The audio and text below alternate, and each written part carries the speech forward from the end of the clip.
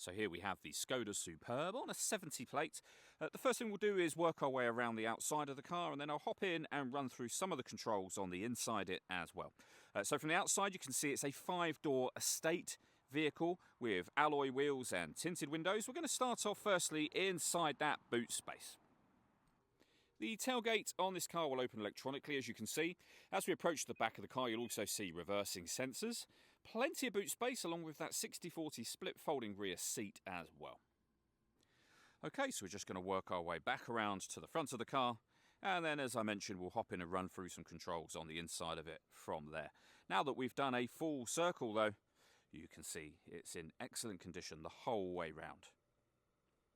Just briefly before we climb in, I think it's well worth seeing the interior from this exterior point of view. There's plenty to run through on the dashboard, so let's hop in and we'll do that now. Okay, now that we're inside the car, we're going to start with the dials. Over on the left-hand side, we have the rev counter and coolant temperature gauge. On the right-hand side, the speedometer and fuel gauge. In the centre, you can see the total miles for this car. They are 50,629. You can change the information that's displayed above that using buttons on the steering wheel. We're on the driving data menu at the moment, so for example, you could have a digital readout for the speedometer displayed there, should you wish to. If we back out to the steering wheel, the buttons, I was just using it over on this right-hand side. We have our stereo controls on the left-hand side, voice activation for our phone as well, and cruise control on this stalk just here. Over into the centre, we then have the main touchscreen. So a few buttons down the right and left-hand sides to access your radio, for example. And you can see here we have DAB, FM radio, internet radio, and then you can listen to your own music via Bluetooth audio, and you can set up playlists within the car under the My Music section, which you can either access via radio or media. Either way, you have the same options available. Pairing your phone is easy. Hit the phone button, then follow the instructions on screen from there.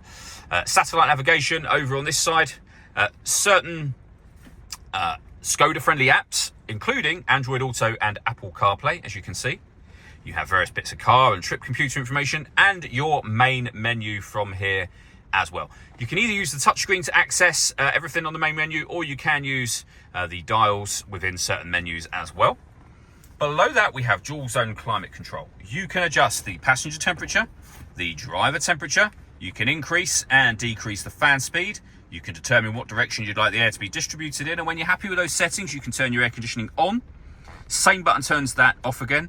Or hit auto. The car will now take full control of the direction of the air and fan speed to maintain the temperatures that you've asked for.